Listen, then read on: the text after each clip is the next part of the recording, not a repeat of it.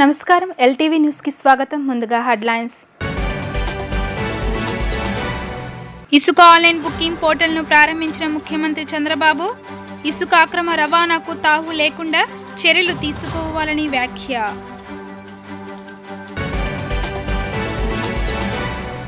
YCP హయాంలో తిరుమల శ్రీవారి లడ్డు తయారీ అంశంపై స్పందించిన డిప్యూటీ సీఎం పవన్ కళ్యాణ్, బాధ్యులపై కఠిన చర్యలు తీసుకోవాలని డిమాండ్.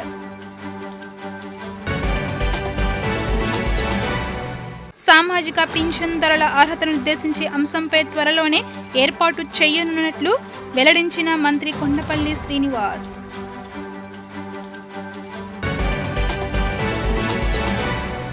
ఆన్లైన్ ఇసుక బుకింగ్కు 24 గంటలు అవకాశం ఉండాలని, పరిమితంగా కొంత సమయం అనే నిబంధన వద్దని, ఎవరైనా ఎక్కడి నుంచైనా ఏ సమయంలో అయినా సులువుగా ఇసుక బుక్ చేసుకునేలా పోర్టల్ను నవీకరించాలని ముఖ్యమంత్రి చంద్రబాబు ఆదేశించారు. శాండ్ మేనేజ్మెంట్ సిస్టమ్ పోర్టల్ను చంద్రబాబు ఆవిష్కరించారు. ఇసుక ఆన్లైన్ బుకింగ్కు 24 గంటలు అవకాశం ఉండాలని అధికారులను ముఖ్యమంత్రి చంద్రబాబు ఆదేశించారు.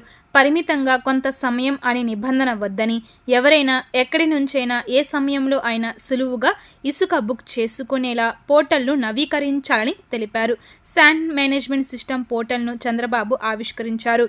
గనుల శాఖ అధికారులు, జిల్లాల కలెక్టర్లతో ముఖ్యమంత్రి వీడియో కాన్ఫరెన్స్ నిర్వహించారు. ఏ సమయంలోనైనా సులువుగా ఇసుక బుక్ చేసుకునేలా పోర్టల్ నవీకరించాలని అధికారులకు ఆదేశాలు ఇచ్చారు. ఆన్లైన్ బుకింగ్లో ఉదయం 10:30 నుంచి మధ్యాహ్నం 12 గంటల వరకు గ్రామ వార్డు సచివాలయాల ద్వారా, అనంతరం సాయంత్రం 6 గంటల వరకు ఎవరైనా వ్యక్తిగతంగా ఇసుక బుక్ చేసుకునేలా ఏర్పాటు చేశారు. అయితే 24 గంటలు ఆన్లైన్లో బుక్ చేసుకునేలా వీలు కల్పించాలన్న చంద్రబాబు ఆదేశాలతో పోర్టల్లో మార్పులు చేశారు. ఇసుక అక్రమ రవాణాకు తావు లేకుండా చర్యలు తీసుకోవాలని, నిఘు వ్యవస్థను పటిష్టపరచాలని పేర్కొన్నారు. వైఎస్ఆర్సీపీ హయాంలో తిరుమల శ్రీవారి లడ్డు తయారీలో జంతువుల కొవ్వు వాడారన్న అంశం తీవ్ర చర్చనీయమైంది. దీనిపై గుజరాత్కు చెందిన నేషనల్ డైరీ డెవలప్మెంట్ బోర్డు ఇచ్చిన నివేదికలో నిజాలు నిర్ధారణకు వచ్చాయి. దీంతో పలువురు ప్రముఖులు, రాజకీయ నేతలతో సహా స్వామివారి భక్తులు తీవ్ర అసహనం వ్యక్తం చేస్తున్నారు. తిరుమల లడ్డూలో కల్తీ నెయ్యి అంశంపై డిప్యూటీ సీఎం పవన్ కళ్యాణ్ స్పందించారు. ఈ నేపథ్యంలో ఎక్స్లో ఓ సంస్థ ఫిర్యాదు చేస్తూ పెట్టిన పోస్టుకు ఆయన రిప్లై ఇచ్చారు. తిరుమల లడ్డు కల్తీ నెయ్యి అంశం తెలిసి తీవ్ర కలత చెందానని ఉప ముఖ్యమంత్రి పవన్ కళ్యాణ్ అన్నారు. బాధ్యులపై కఠిన చర్యలకు ప్రభుత్వం కట్టుబడి ఉందని పేర్కొన్నారు. వైఎస్ఆర్సీపీ హయాంలోని టీటీడీ బోర్డు ఎన్నో ప్రశ్నలకు జవాబు చెప్పాలన్నారు. జాతీయ స్థాయిలో సనాతన ధర్మ రక్షణ బోర్డు ఏర్పాటు చేయాలని పవన్ కోరారు. ఆలయాల రక్షణపై మతాధిపతులు, న్యాయ నిపుణులు, అన్ని వర్గాల ప్రతినిధులతో జాతీయ స్థాయిలో చర్చ జరగాలన్నారు. ఆలయాలపై జాతీయ స్థాయి విధానం అవసరమని అభిప్రాయపడ్డారు. సనాతన ధర్మానికి ఏ రూపంలో ముప్పు వచ్చినా మనమంతా కలిసిగట్టుగా నిర్మూలించాలని పేర్కొన్నారు. తిరుమల లడ్డూలో జంతువుల కొవ్వు వినియోగించడం అందరి మనోభావాలను దెబ్బతీసిందని పవన్ పేర్కొన్నారు. సామాజిక పింఛన్దారుల అర్హతను నిర్దేశించే అంశంపై త్వరలోనే మంత్రివర్గ ఉపసంఘాన్ని ఏర్పాటు చేస్తున్నట్లు సత్యశాఖ మంత్రి కొండపల్లి శ్రీనివాస్ తెలిపారు. కొందరు అనర్హులు రాష్ట్రంలో సామాజిక పెన్షన్లు తీసుకుంటున్నారని, ద్విచక్ర వాహనాలు నడుపుతున్న వ్యక్తుల సైతం 15,000 వికలాంగ పెన్షన్లు తీసుకుంటున్నారని తెలిపారు. రాష్ట్రంలో డ్వాక్రా సంఘాలను మైక్రో పారిశ్రామికవేత్తలుగా మార్చాలి అనేదే ఎన్డీఏ ప్రభుత్వ నిర్ణయమన్న ఆయన 10 జిల్లాల్లో ఎస్వీలను ఏర్పాటు చేసి మహిళా పారిశ్రామికవేత్తల్ని ప్రోత్సహిస్తామని చెప్పారు. సత్యశాఖ మంత్రి కొండపల్లి శ్రీనివాస్ నిన్న విలేకరుల సమావేశం నిర్వహించారు. సమావేశంలో ఆయన మాట్లాడుతూ డ్వాక్రా మహిళలు తయారు చేస్తున్న 1000కి పైగా ఉత్పత్తులకు మార్కెటింగ్ సౌకర్యం కల్పిస్తామన్నారు. అమరావతిలో డ్వాక్రా ఉత్పత్తుల ఎగ్జిబిషన్ కోసం 10 ఎకరాల భూమి ఇచ్చేందుకు సీఎం అంగీకరించినట్లు శ్రీనివాస్ తెలిపారు. గత ప్రభుత్వ హయాంలో డ్వాక్రా సంఘాలకు చెందిన శ్రీనిధి బ్యాంకు నుంచి గత ప్రభుత్వం 950 కోట్లు పీడీ ఖాతాలకు మళ్లించిందని, ఎన్నికలకు నెల రోజుల ముందు 500 కోట్లు పీడీ ఖాతాలకు మార్చేసి శ్రీనిధి బ్యాంకును అప్పుల్లో ముంచారని చెప్పారు. ఈ వ్యవహారాలపై విచారణ చేయించాలని నిర్ణయించినట్లు తెలిపారు. సెర్ప్ డిపార్ట్మెంట్ తాలూకా రివ్యూ మీటింగ్ జరిగింది. అందులో మొదటిగా అందరూ ఎంతగానో ఎదురు చేస్తున్నటువంటి పెన్షన్స్ గురించి మాట్లాడాలని, అలాగే డిపార్ట్మెంట్ వైజ్గా సెర్ప్ డిపార్ట్మెంట్లో ఎటువంటి ఇష్యూస్ ఉన్నాయి, ప్లస్ భవిష్యత్ కాలంలో ఎలా పనిచేద్దామనే ఆలోచన మాకు ఒక రోడ్ మ్యాప్ ఇచ్చారు. దాంట్లో మొదటిగా పెన్షన్స్ గురించి అంటే ఒక సబ్ కమిటీ ఫామ్ చేసి పెన్షన్స్ ఎలిజిబిలిటీ క్రైటీరియా చాలా న్యూసెస్ వస్తున్నాయి పబ్లిక్లో. అంటే ఇనెలిజిబుల్ ఉన్న వాళ్ళు చాలామంది ఉన్నారు, వాళ్ళకి పెన్షన్స్ ఇస్తున్నారండి. ఎలిజిబిలిటీ ఉన్న వాళ్ళకి చాలామంది పెన్షన్స్ మిస్ అయ్యాయండి.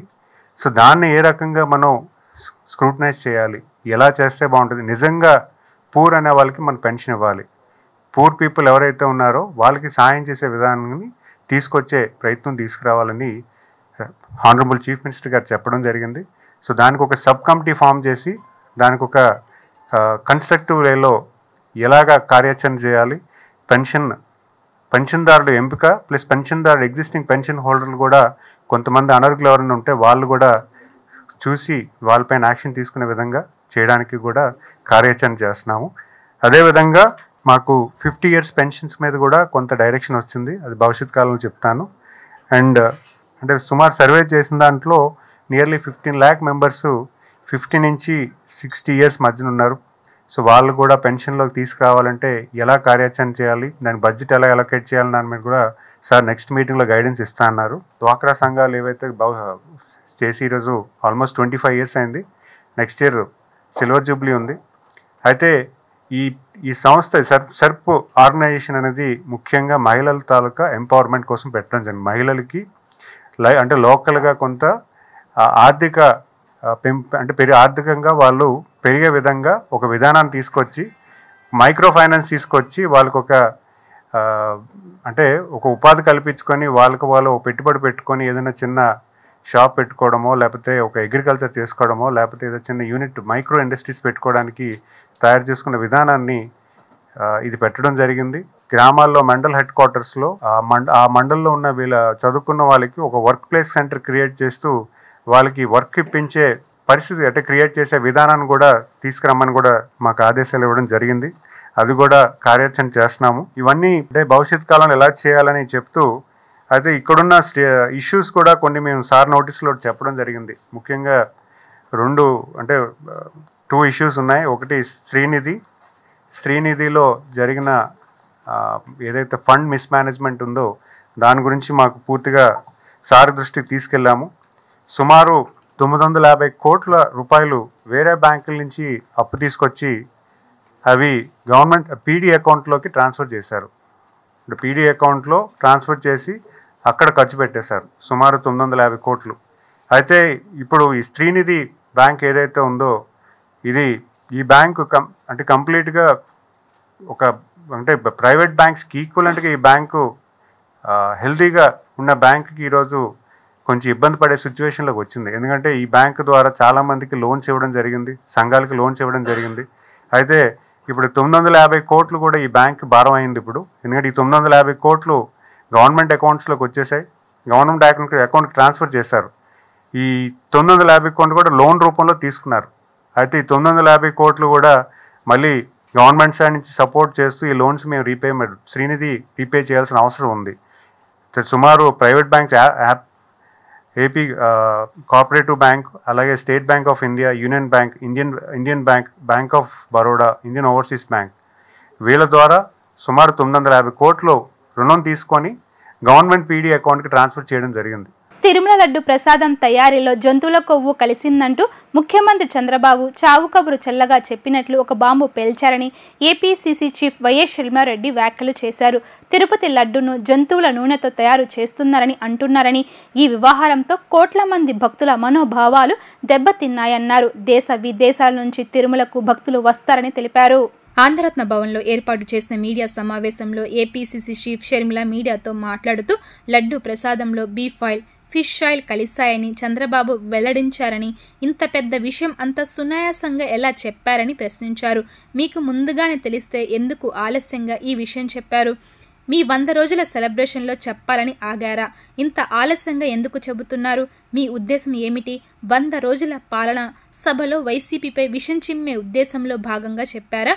ఈ విషయంపై సిబిఐ ఎంక్వైరీ జరగాలి. తప్పు ఎవరు చేశారు అనేది తెలియాల్సి అవసరం ఉంది. నిజంగానే తప్పు జరిగిందా లేక నిందలు వేస్తున్నారా? లడ్డు విషయంలో కేంద్రానికి లేఖ రాశాను. తిరుమల లడ్డు విషయంలో గవర్నర్ను కలుస్తాం అని షర్మిల తెలిపారు. చంద్రబాబు గారు చల్లగా చావు కబురు చెప్పినట్టు మెల్లగా ఒక బాంబు పేల్చారు. తిరుపతి దేవస్థానంలో తయారు చేసే లడ్డూలు బీఫ్ ఫ్యాట్తో తయారవుతున్నాయి అని. ఇది చిన్న విషయం కాదు. చంద్రబాబు గారు చెప్పిన విషయం ప్రకారం 12వ తేదీన ఒక శాంపుల్ లడ్డు శాంపుల్ తీసుకుంటే, అంటే చంద్రబాబు గారు అధికారంలోకి వచ్చిన రోజు, ప్రమాణ స్వీకారం చేసిన రోజు, ఈ సమయంలో జగన్మోహన్ రెడ్డి గారు ప్రభుత్వం ఎంపిక చేసిన కాంట్రాక్టరే ఇంకా సప్లై చేస్తున్నారు. ఆ రోజున తీసుకున్న శాంపుల్లో బయటపడ్డ విషయం ఏమిటంటే, లడ్డూలు తయారు చేస్తున్న ఈ ఫ్యాట్లో ఈ అంశాలన్నీ ఇవన్నీ ఉన్నాయని, soybean, sunflower, olive, rape seed, వీటితో పాటు బీఫ్ టాలో, ఫిష్ ఆయిల్ కూడా ఉన్నాయి అని.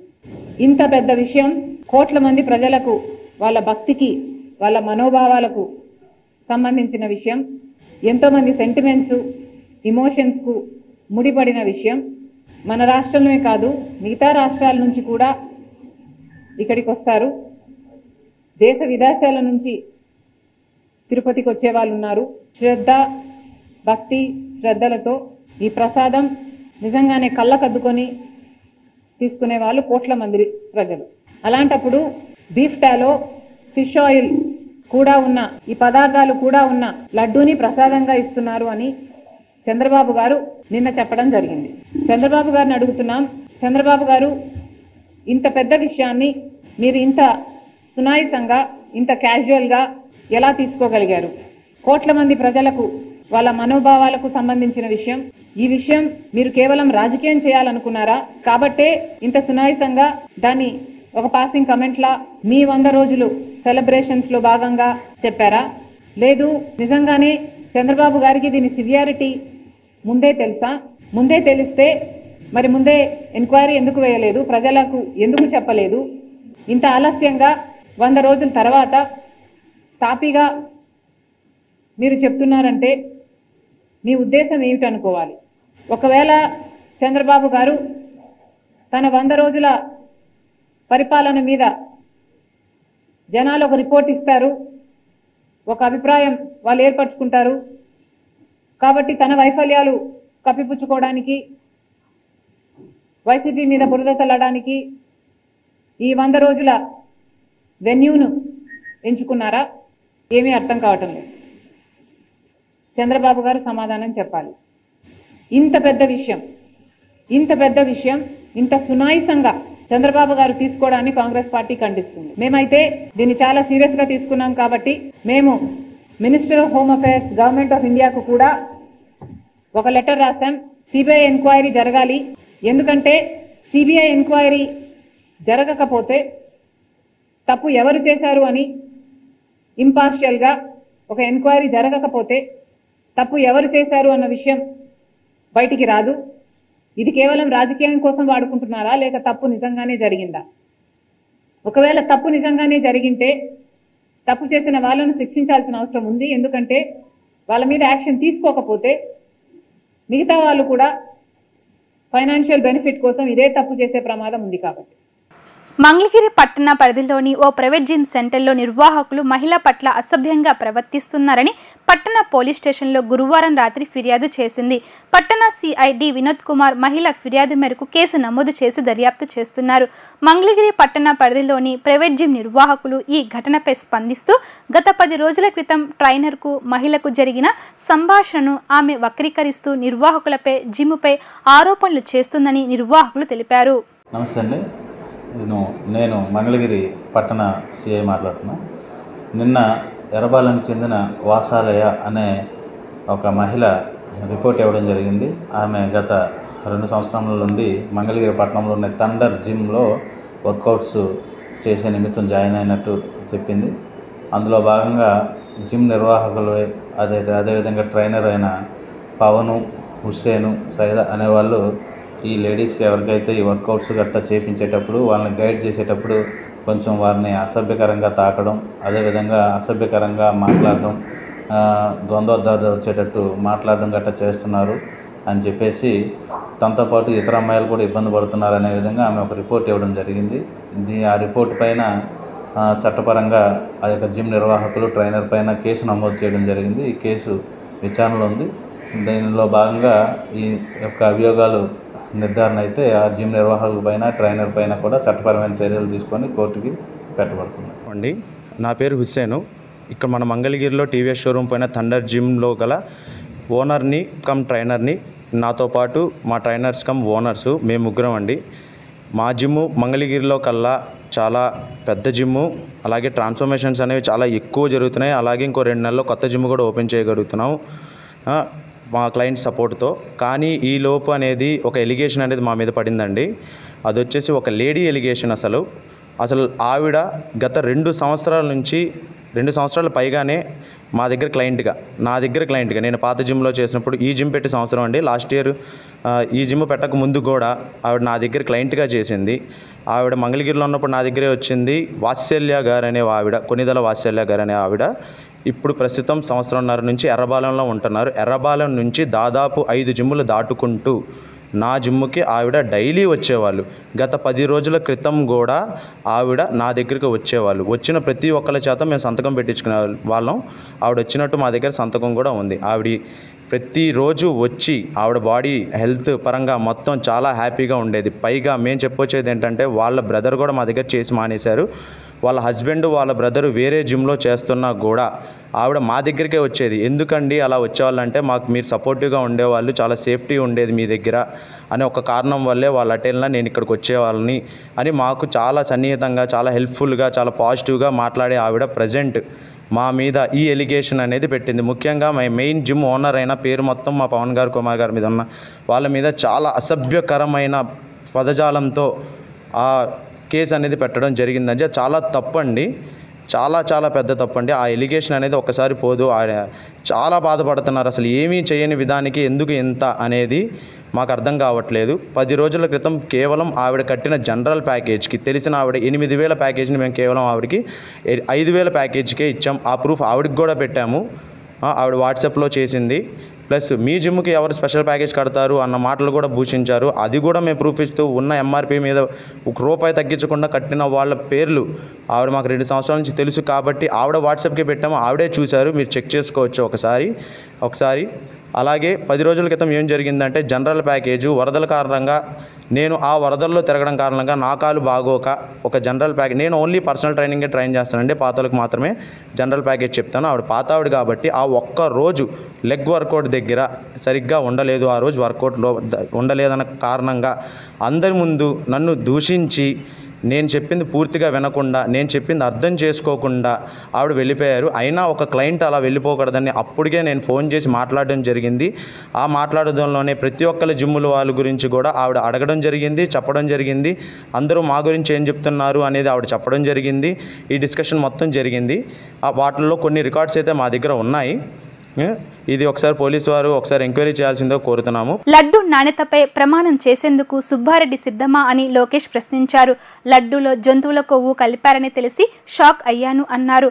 లడ్డు తయారీ నెయ్యిని కల్తీ చేశారని నివేదికలు వచ్చాయని, దేవుడి దగ్గర కూడా రాజకీయాలు చేశారని, వ్యవస్థలను పూర్తిగా నాశనం చేశారని లోకేష్ ఆగ్రహం వ్యక్తం చేశారు. జిల్లాలోని బంగారుపాళ్యంలో మంత్రి నారా లోకేష్ పర్యటించారు. యువగలంలో ఇచ్చిన హామీ ప్రకారం కిడ్నీ డయాలసిస్ సెంటర్ను ఆయన ప్రారంభించారు. సెంటర్ను పరిశీలించిన లోకేష్ రోగులతో మాట్లాడారు. అలాగే 30 పడకల ఆసుపత్రిని ఆవరణంలో రక్తదాన శిబిరాన్ని ప్రారంభించారు. అనంతరం ఆసుపత్రి ఆవరణంలో మంత్రి నారా లోకేష్ మొక్కలు నాటారు. హాస్పిటల్లో కార్యక్రమాలు ముగిసిన అనంతరం బంగారుపాళ్యంలో లోకేష్ ప్రజాదర్భ నిర్వహించారు. ఈ సందర్భంగా ఆయన మాట్లాడుతూ యువగలం పాదయాత్రలో ఇచ్చిన ప్రతి హామీని నెరవేర్చామని స్పష్టం చేశారు.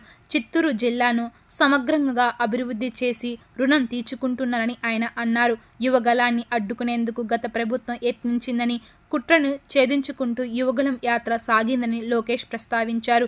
వైసీపీ అధికారంలోకి వస్తే దశల వారీగా సంపూర్ణ మద్యపాన నిషేధం అమలు చేస్తామని జగన్ అన్నారని, అది అమలు చేయకపోగా రాజారెడ్డి రాజ్యాంగం తీసుకువచ్చి ప్రజలను తీవ్ర ఇబ్బందులకు గురి చేశారని మంత్రి లోకేష్ తీవ్ర స్థాయిలో మండిపడ్డారు. అమ్మా, మీ అందరు తెలుసు, 2023 జనవరి 27న నేను యువగలం పాదయాత్ర ప్రారంభించా. కుప్పం నియోజకవర్గం నుంచి ఈ పాదయాత్ర ప్రారంభమైంది. 11 జిల్లాలు, 97 నియోజకవర్గాలు, దాదాపు 2,000 గ్రామాలు, 3,132 కిలోమీటర్ల పాదయాత్ర చేశా. అడుగడుగున ప్రజలు ఎదుర్కొంటున్న సమస్యలు నేను తెలుసుకున్నా. అది తెలుసుకున్న తర్వాతనే చంద్రబాబు నాయుడు గారితో చర్చించి బాబు సూపర్ 6 మేనిఫెస్టో తీసుకొచ్చాం. అమ్మా నాడు మీ లోకేష్ పాదయాత్ర చేస్తున్నాడంటే ఆనాటి ముఖ్యమంత్రి జగన్మోహన్ రెడ్డి గారు GO1 అని తీసుకొచ్చాడు తల్లి. ఆ GO1 లో ఏముందంటే రోడ్డు పైన మనం మీటింగ్లో పెట్టకూడదంట. పలమనేరు నియోజకవర్గంలో అమరున్నాడు కనుక ఎవడు అడ్డుపడలా. దాని తర్వాత అడుగడుగున నన్ను ఇబ్బంది పెట్టారు తల్లి. అమ్మా నేను ఊరి దగ్గరకు వచ్చి స్టూల్ మీద నుంచి మాట్లాడాలనుకుంటే స్టూల్ లాక్కుని వెళ్ళిపోయారు తల్లి. చిన్న మైక్ బాక్స్ పట్టుకుని మాట్లాడాలనుకుంటే పాపం ఆ మైక్ని కూడా తీసుకెళ్లి కోర్టులో పెట్టారు తల్లి. ఇప్పటికే తిరిగి వెళ్ళేది తల్లి. అది ఇంకా అది కోర్టులో ఉంది తల్లి. నేను ఆనాడే చెప్పా జగన్మోహన్ రెడ్డి గారికి, GO1 మడిచి ఎక్కడ పెడతారో పెట్టుకోండి, ఈ యువగలం ఆగదని. తల్లి బంగారుపాలెం వచ్చే వరకు యువగలం పాదయాత్ర తల్లి. బంగారుపాలెంకి వచ్చిన తర్వాత యువగలం దండయాత్రగా మారింది తల్లి. తల్లి బంగారుపాలెం క్రాస్ లో ప్రజలు వస్తే మాట్లాడాలని నిర్ణయించుకున్నా. ఆనాటి DSP గారు ఏకంగా వచ్చి అమరన్న పైన దాడి చేశారు. ఆయన చేయి పట్టుకున్నారు. చాలా కోపం వేసింది. ఇంత సీనియర్ నాయకుడు, మంత్రిగా పనిచేసిన నాయకుడు ఆయన చేయి పట్టుకుంటామని ఆనాడు DSP నిలదీస్తే నా పైన కేసు పెట్టారు తల్లి. ఇలా నా పైన 23 కేసులు పెట్టారు తల్లి. కానీ అప్పుడే చెప్పా ఈ లోకేష్ తగ్గేదే లేదని. ఈ రోజు గర్వంగా చెప్తున్నా, అదే బంగారపాలెంకల్ నేను ఉంచినా తల్లి. ఏ బిల్డింగ్ పై నుంచి అయితే ఆనాడు ప్రజలతో నేను మాట్లాడానో ఆ బిల్డింగ్ ముందల ఈ రోజు నేను సెల్ఫీ తీసుకున్నా తల్లి. పాదయాత్ర దారిలో నేను కారు మార్గంలో వస్తే నాయకులందరితో మేము మాట్లాడతాం, చర్చించుకున్నాం. ఆనాడు ఏం హామీలు ఇచ్చాం, ఎలా హామీలు నిలబెట్టుకోవాలి దానిపైన మేమందరం చర్చించుకున్నాం తల్లి. పాదయాత్రలో ప్రతి 100 కిలోమీటర్లకి ప్రజలు పడుతున్న కష్టాలు తెలుసుకున్న తర్వాత నేను హామీ ఇస్తాం జరిగింది. దాంట్లో భాగంగా మన ప్రాంతానికి డయాలసిస్ సెంటర్ కావాలని ప్రజలు కోరారు తల్లి. కరెక్ట్గా 100 రోజులు వాస్తవంగా నిన్నే చేయాల్సింది తల్లి. నేను ఇచ్చిన హామీ ఏంటంటే 100 రోజులు పూర్తయ్యే లోపల తల్లి. కానీ నిన్న బాబు గారు నాకు పని పెట్టారు తల్లి. అందుకే నిన్న రావాల్సింది ఈ రోజు వచ్చా. 100వ రోజు నేను ఇచ్చిన హామీ నిలబెట్టుకున్నా. 5 పడకల బెడ్లతో ఏకంగా ఈరోజు డయాలసిస్ సెంటర్ మన ప్రభుత్వం మీకోసం ఏర్పాటు చేసింది తల్లి. అమ్మా మీ అందరు తెలుసు 2014 ముందల పెన్షన్ అంట 200 రూపాయలు. మన బాబన్న ముఖ్యమంత్రి అయిన తర్వాత చాలి 200 రూపాయల పెన్షన్ని ఒకే సంతకంతో 1000 రూపాయలు చేశారు తల్లి. 5 సంవత్సరాలు అయ్యే లోపల ఆ 1000 రూపాయల పెన్షన్ని 2000 రూపాయలు మన చంద్రన్న చేశారు. ఇప్పుడే మురళి గారు చెప్పారు ఇట్లా ఇట్లా ఇట్లా అని. గతంలో జగన్మోహన్ రెడ్డి గారు 2000 రూపాయల పెన్షన్ని 3000 రూపాయలు చేస్తా అన్నారు తల్లి. దానికి ఎన్ని సంవత్సరాలు పట్టింది? ఆయనకి 5 సంవత్సరాలు.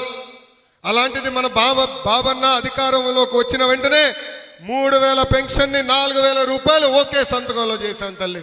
అంతేకాదమ్మా వికలాంగులకి వచ్చే 3000 రూపాయల పెన్షన్ ఏకంగా 6000 రూపాయలు చేశాము తల్లి. ఎవరైనా వికలాంగులు ఏకంగా బెడ్కే పరిమితం అవుతే వాళ్ళని ఆదుకోవాలని 5000 రూపాయలు వచ్చే పెన్షన్ని 15000 రూపాయలు చేశాడు మన చంద్రన్న తల్లి. పాదయాత్రలో చాలా మంది వచ్చి నాకు చెప్పారు, అయా తిరుమలకి వెళ్తున్నాం, లడ్డులో నాణ్యత లేదు, నెయ్యి సరిగా లేదు, అన్నదానంలో ఏకంగా ఆహారం సరిగా లేదని అన్నాడు చెప్పారు తల్లి. నేను అడుగడుగున మాట్లాడే దాని గురించి. అందుకే చంద్రబాబు నాయుడు గారు కొత్త అధికారి నియమించిన వెంటనే గీ పైన పరీక్షలు, నెయ్యి పైన పరీక్షలు నిర్వహిస్తే దాంట్లో ఏకంగా పంది కొవ్వు, చేప నూనె ఇలా అన్ని పదార్థాలు. ఎంత అన్యాయమో చూడండి తల్లి. అంటే అక్కడ కూడా అవినీతి చేసి సొంత కుటుంబ సభ్యుడు వైవి సుబ్బారెడ్డి అక్కడ అవినీతి చేసి ఎంత అన్యాయంగా చేశారు. గత ప్రభుత్వ హయాంలో లడ్డు ప్రసాదంలో ఉపయోగించిన నెయ్యి కల్తీ జరిగినట్టు నిర్ధారణ అయిన నేపథ్యంలో శ్రీవారి మాజీ ప్రధాన అర్చకులు రమణ దీక్షితులు తొలిసారి స్పందించారు. శ్రీవారి ఆలయంలో జరుగుతున్న పరిణామాలు బాధ కలిగిస్తున్నాయని అన్నారు. గత 3 రోజులుగా జరుగుతున్న పరిమాణాలతో భక్తులు తీవ్ర ఆవేదనకు లోనయ్యారు అని పేర్కొన్నారు. తిరుమల శ్రీవారి లడ్డులో కొవ్వు కలిసిన విషయం నిజమేనని, నెయ్యి కల్తీ జరిగిన మాట వాస్తవమేనని నిర్ధారణ కావడం ప్రకంపనలు రేపుతుంది. భక్తులు తీవ్ర స్థాయిలో ధ్వజమెత్తుతున్నారు.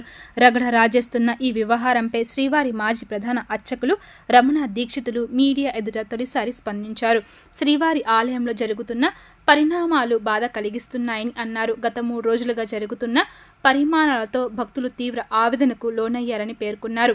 అన్నం పెట్టే దేవుడికి రుచిగా శుచిగా నైవేద్యాలు పెట్టాలన్నారు. నైవేద్యంలో కల్తీ జరగడం బాధాకరం. స్వామివారికి సరైన రీతిలో నైవేద్యాలు జరగడం లేదు. ఇవన్నీ చూసే పాపం మన చేశామా అని బాధ కలుగుతుందన్నారు. గతంలో చాలాసార్లు టీటీడీ చైర్మన్ ఈవో దృష్టికి తీసుకువెళ్లాను. గత కొద్ది సంవత్సరాలుగా ఒంటరి పోరాటం చేస్తున్నాను. గత 5 సంవత్సరాలు తిరుమలలో మహాపాపం జరిగింది. నెయ్యిలో కొవ్వు పదార్థాలు కలవడం వల్ల అపచారం జరిగింది. సీఎం చంద్రబాబు ఆదేశాలతో తిరుమలలో ప్రక్షాళన జరుగుతుంది అని రమణ దీక్షితులు అన్నారు. ప్రస్తుతం బెంగళూరుకు చెందిన నంది శుద్ధమైన ఆవు నెయ్యితో ప్రసాదాలు చేయడం హర్షణీయమని అన్నారు.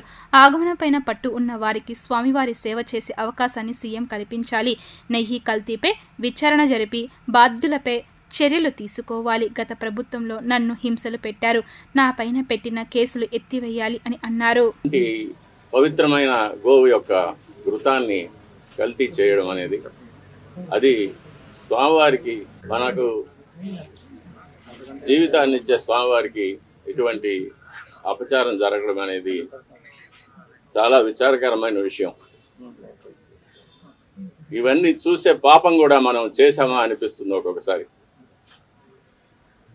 దీన్ని ఎన్నోసార్లు అప్పటి ఈవో గారికి, చైర్మన్ గారికి దృష్టికి తీసుకెళ్ళి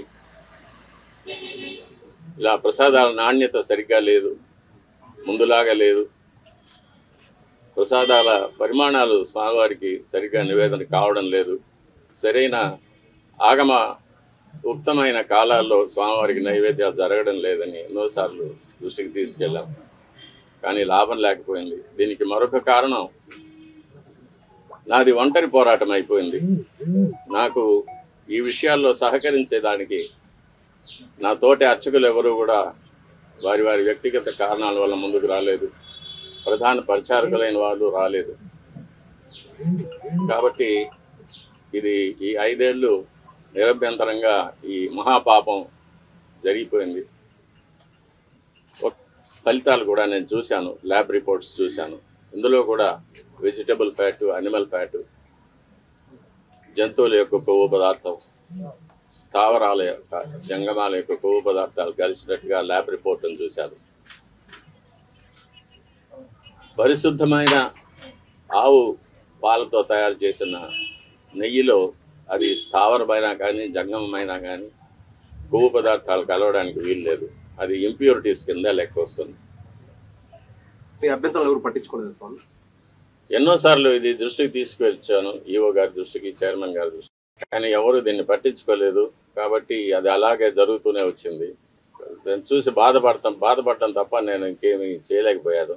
దీనివల్ల నేను చాలా ఇబ్బందులు పడాల్సి వచ్చింది. అయినా పర్వాలేదు, మా స్వామి కోసం నేను ఇది చేస్తున్నాను.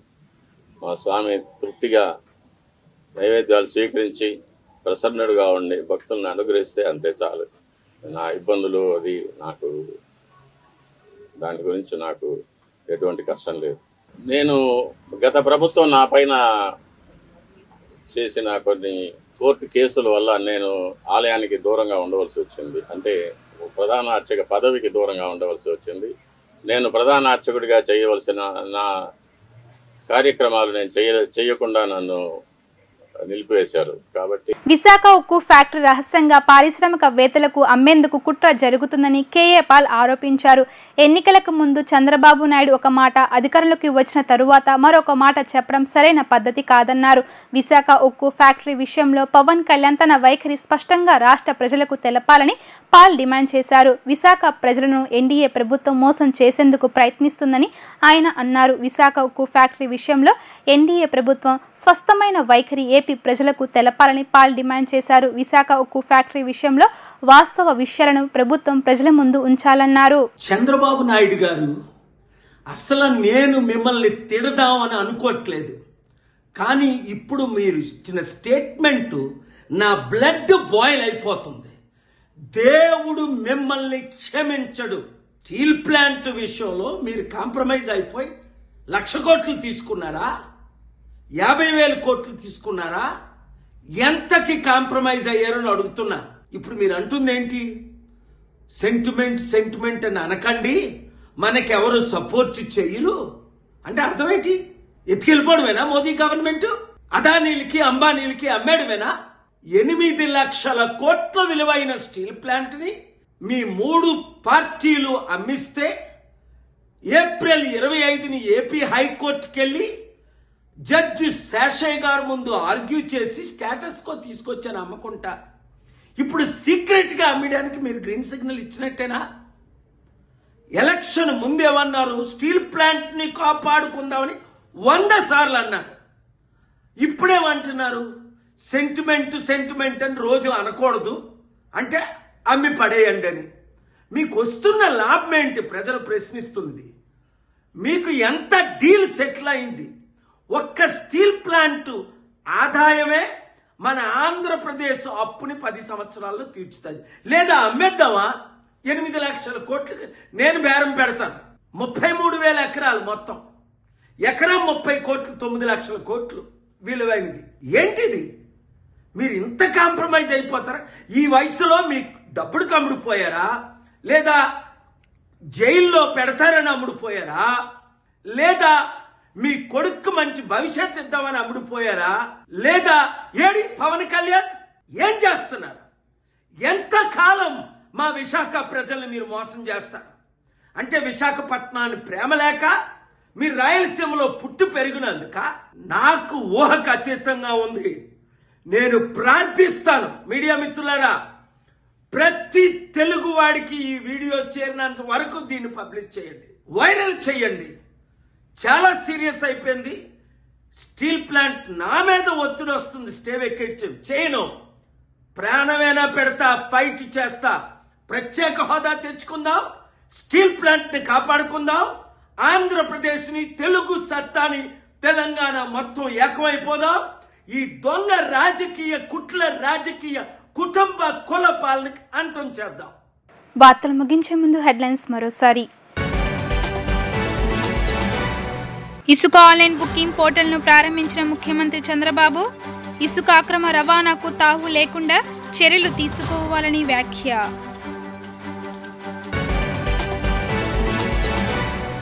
వైసీపీ హయాంలో తిరుమల శ్రీవారి లడ్డు తయారీ అంశంపై స్పందించిన డిప్యూటీ సీఎం పవన్ కళ్యాణ్, బాధ్యులపై కఠిన చర్యలు తీసుకోవాలని డిమాండ్.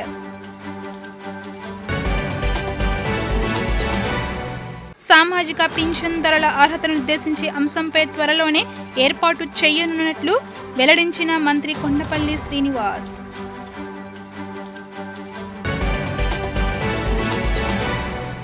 ఇవి ఇప్పటి వరకున్న updates. Keep watching LTV news.